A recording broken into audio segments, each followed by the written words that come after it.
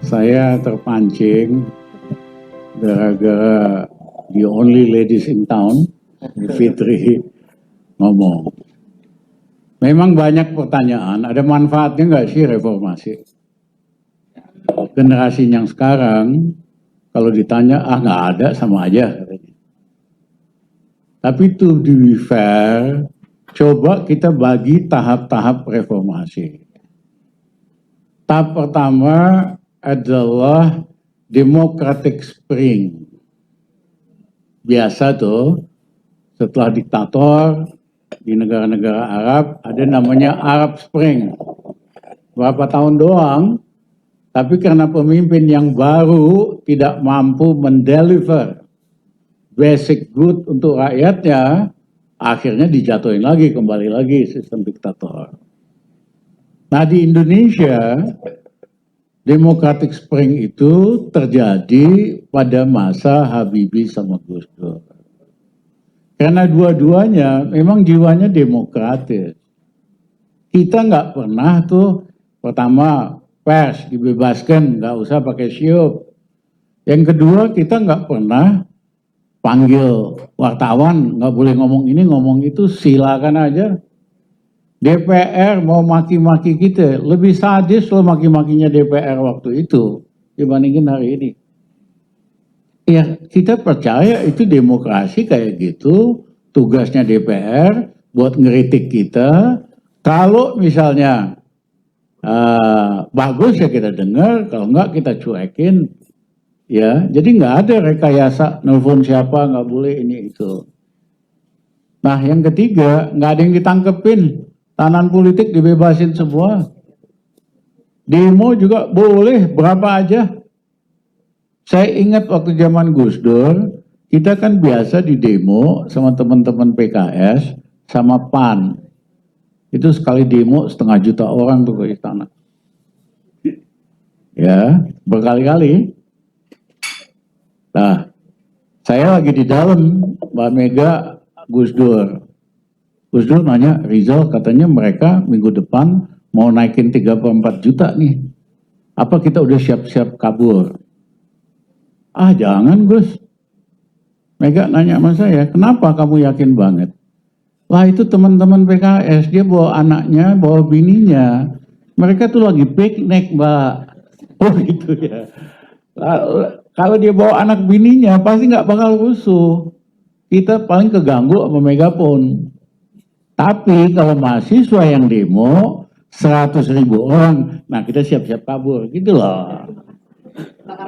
Bakar ban atau apalah, pokoknya pasti rusuh lah. Lebih bagus kita siap-siap kabur. Nah jadi betul-betul ada Democratic Spring. Setelah zaman Pak Harto yang otoriter, main tangkap, main apa.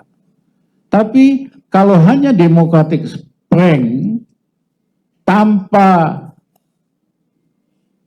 perbaikan dalam bidang ekonomi, ya jatuh juga. Itu yang terjadi di Arab Spring, bertahan 3, 4, 5 tahun, habis itu diktator lagi semua. Apa achievementnya dalam bidang ekonomi? Habibie berhasil stabilkan ekonomi dari krisis, dari -13 pertumbuhan ekonominya, jadi -3%. Ya, nah kita naikkan zaman Gus Dur dari -3 ke +4 dalam waktu 21 bulan. Jadi both Habibie sama Gus Dur dari -13 ke 4%. Ekonomi stabil, pulih kembali. Nah yang kedua, kami selama 2 tahun Gus Dur berhasil mengurangi kemiskinan 10 juta orang, 9, berapa paling tinggi dalam sejarah Indonesia modern. Karena memang kebijakannya pro sama yang bawah. Nah yang kedua, Gini Index paling rendah. Nah, salah satu kenapa terjadi pemberontakan PRRI Permesta zaman Bung Karno, karena daerah-daerah merasa kita nggak dapat apa-apa, semua buat Jawa doang. Makanya waktu Pak Habibie presiden, dia mulai undang-undang desentralisasi supaya daerah punya kewenangan, lebih baik alokasinya ke daerah supaya tidak ada lagi yang kepengen berontak.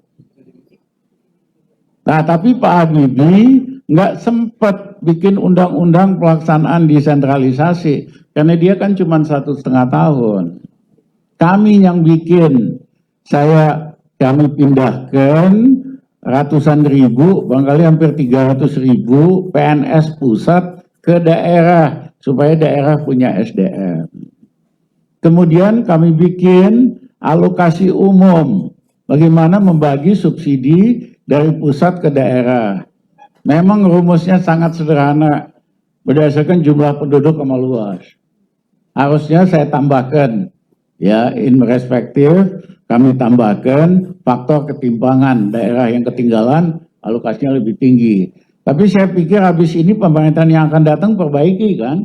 Sampai hari ini kagak ada yang perbaikin. Coba aja, nunggu Rizal Ramli jadi presiden, baru lo bisa lagi kita bedain kita. Nah, yang ketiga, kita bikin undang-undang alokasi khusus, yaitu daerah-daerah yang penghasil minyak bumi dan gas dapat, saya lupa 5% atau 10% dari persentase ekspor. Itulah kenapa Riau maju, Pekanbaru, Dumai, karena banyak uang. Itulah Kalimantan, Samarinda, Balikpapan maju karena banyak uang mereka dari alokasi khusus. Nah, kembali, pemerintah Gus Dur kan cuma 1,5 tahun. Kita bikin undang-undang desentralisasi ini kurang dari 3 bulan. Banyak prioritas yang kita mesti kerjain. Harusnya pemerintah setelah itu perbaiki supaya ketimpangan di daerah berkurang. Bagaimana contohnya? Daerah penghasil batu bara dapat alokasi persentase dari ekspor. Kebayang nggak itu? Kalimantan, Sumatera maju. Daerah penghasil marinir ikan dapat persentase dari ekspor ikan. Maluku maju, Flores NTT, Riau Lautan maju. Daerah penghasil mineral, ya, emas, nikel dapat persentase dari ekspor. Wah, Sulawesi akan maju, Maluku akan maju. Tapi kembali, sejak kami rumuskan undang-undang itu, sampai hari ini kagak ada. Makanya nunggu Rizal Ramli jadi presiden, Faisal, baru kita benerin. Jadi ngebangun supaya daerah nggak timpang itu bukan dengan bikin ibu kota baru hasil ngelindurnya Jokowi. Dia kan ngelindur tuh. Mau bikin ibu kota baru apalah sampai sekarang gagal mulu tuh. Nanti kita batalin, Faisal, cukup dengan 1 Perpu aja, kirain batal kagak ada lagi. Ya, omnibus law pun yang abal-abal itu kita batalin dengan 1 Perpu aja. Ya, nggak ribet kok. Nah, esensinya kalau kita mau ngubah Indonesia, kita mesti punya program yang konkret dalam bidang ekonomi sosial. Nah, habis itu Gus Dur dijatuhkan. Saya nggak usah buka siapa yang jatuhin ya. Tapi sehabis itu masa Mega sama SBY terjadilah stabilisasi demokrasi. Bagus, nggak ada yang ditangkap, beda pendapat boleh, macam-macam. Jeleknya cuman seperti yang dikatakan tadi oleh Mas KPK ini. Nanti jadi KPK lagi nanti habis nanti. Ya kan, Mas Saudi. Ya itu partai-partai diberi kekuasaan luar biasa bisa memecat anggota DPR. Oleng. Jadi anggota DPR ini manut di Fitri. Ya, ada 575 anggota DPR. Tadi Laude katakan 200 sekian, 62 itu pengusaha. Udah pasti otaknya pengusaha ya KKN doang. Nah, yang kedua adalah dari 575 itu hampir sekitar setengahnya juga, Mas Laude, itu mantunya, anaknya, bininya, istrinya yang ketiga, dan sebagainya, dan sebagainya. Nepotisme semua itu. Ya, nah begitu kewenangan memecat itu ada di partai-partai, maka DPR ini betul-betul sampai hari ini jadi taman kanak-kanak doang. Ya istilahnya Gus Dur berlaku jadi taman kanak-kanak. Nah begitu masa Jokowi dari 2014, yang terjadi bukan tahap reformasi. Kalau tadi kan democratic springnya demokrasi. Kemudian stabilisasi demokrasi. Begitu Jokowi terjadi apa yang saya sebut deformasi. Deform mengerusak demokrasi. Caranya dia preteli demokrasi. Faktanya indeksnya segala turun. Ya. Yang kedua dia preteli lembaga good governance seperti KPK dan lain-lain. Ya. Kemudian pemerintah lebih banyak bekerja untuk oligarki. Zaman Soeharto konglomerat ada nggak? Ada. Tapi mereka nggak nyusun undang-undang, nggak nyusun kebijakan. Zaman setelah itu ada nggak konglomerat ikut? Kagak ada. Zaman Mega aja, misalnya ada Taipan nih, bawa daftar undang-undang dan kebijakan yang ada lo diusir dari Tengku Umar. Mega kan gengsinya tinggi gitu loh. Baru pertama kali zaman Jokowi, oligarki ini ikut dalam merumusin undang-undang yang nguntungin mereka. Manfaatnya apa? Kalau cuma dapat proyek APBN, untungnya paling 10%. Saudara Faisal dapat 1 triliun proyek, untungnya 100 miliar, bahkan kurang setengahnya. Tapi kalau dari policy, untungnya itu ratusan miliar. Misalnya kemarin, undang-undang Omnibus Law, itu kan diselipkan supaya undang-undang mineral, supaya bisa konsesi diperpanjang 20 tahun. Nilainya itu ratusan miliar dolar. Makanya mereka pada nyogok. Harus nih Omnibus Law jadi lagi. Iya kan? Itulah yang terjadi oligarki. Jadi ini bukan kapitalisme, ini lebih brutal dari kapitalisme. Di Fitri, ya kekuasaan negara dipakai untuk memperkaya oligarki secara brutal melalui bikin undang-undang. Yang kedua soal KKN, Mas Aude. KKN hari ini lebih ganas dari zaman Orba. Ya, saya kan tukang nyelidiki KKN-nya zaman Soeharto sama Faisal.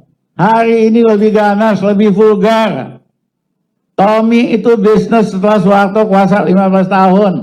Hari ini anaknya Jokowi 7 tahun kuasa, punya 60 perusahaan, investasi ratusan miliar.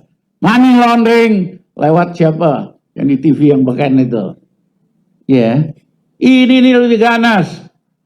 Pak Harto tidak hanya bisnis doang anak-anaknya, nggak bikin dinasti politik. Ini bikin dinasti politik pula. Ya, selain dinasti bisnis. Ya, nah prestasinya juga kecuali infrastruktur yang pakai utang, jor-joran, kagak ada yang bisa membanggakan. Kemiskinan 40% yang miskin. Jadi saudara-saudara, saya minta teman-teman fair. Saya ini di penjara oposisi zaman Pak Harto. Tapi appreciate juga, Soeharto ada yang bagus, basic need dia penuhin. Ya, ketahanan pangan dia jalanin. Habis itu yang kayak tadi, kita mesti pilah-pilah mana fase demokrasi yang bagus untuk Indonesia, mana yang hanya stabilisasi, mana malah yang merusak zaman Jokowi ini, merusak atau deformasi. Terima kasih.